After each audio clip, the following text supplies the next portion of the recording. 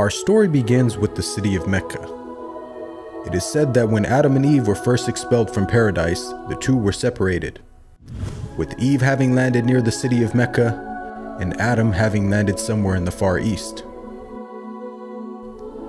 After many years of searching for one another, Adam finally managed to make his way down through the Arabian Peninsula to Mecca, and it was at the top of Mount Arafat, just outside the city of Mecca, where the two were finally reunited.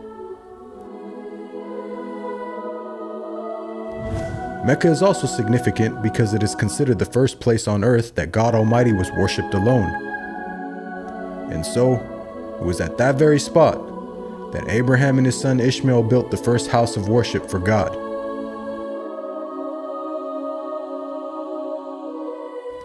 In honor of this, God Almighty had built in the heavens a similar structure for the angels. And it is said that every day, 70,000 angels come to that building to perform their prayers and then leave, intending never to return again.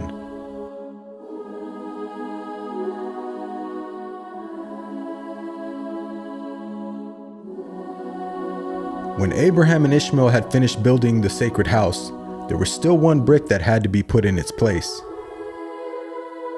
And so, Abraham sent his son Ishmael off to find a unique stone that he could put there.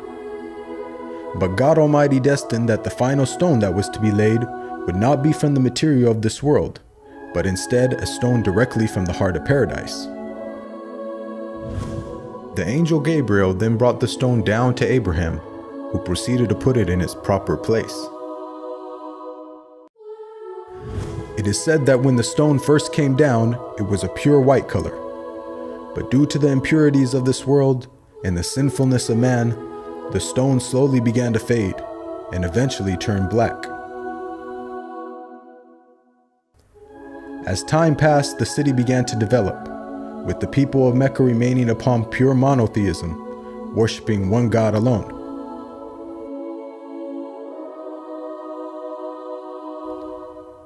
This despite the fact that their neighbors in Egypt, Mesopotamia, and the Levant had been practicing paganism for centuries. But this was all to change when a merchant by the name of Amr ibn Luhay had decided to conduct his business outside of Mecca. Amr then proceeded to journey northwards until he reached the lands of Levant. There, Amr would witness for the first time things like modern architecture, advanced literature, and of course, the practice of paganism. Amr was so impressed by all that he had seen that before leaving, he asked if he could take one of the idols back home with him. The people agreed, and so Amr took the idol and placed it along with the other goods and merchandise in his caravan.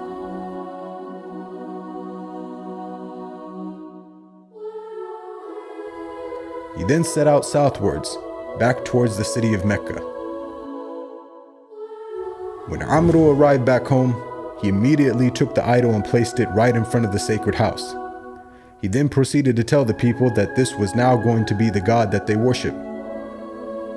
Sadly, this concept faced little, if no resistance. And as time passed, the people began to worship more and more different idols, until it is said by the end of the 6th century, there were over 360 different idols surrounding the sacred house in Mecca.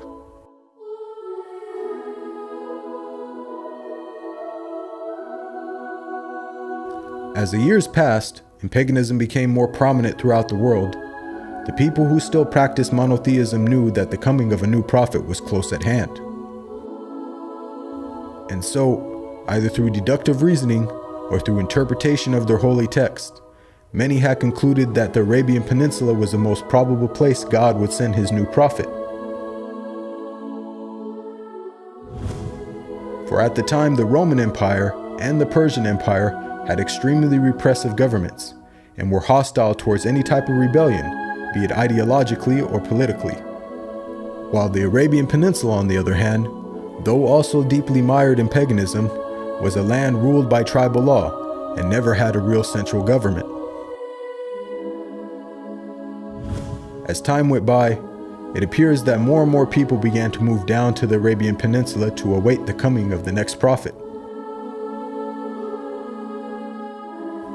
And so, in the very land in which man first worshipped his Creator, and where Abraham built the first house of worship for God alone, it was there where God had destined his last and final messenger would emerge.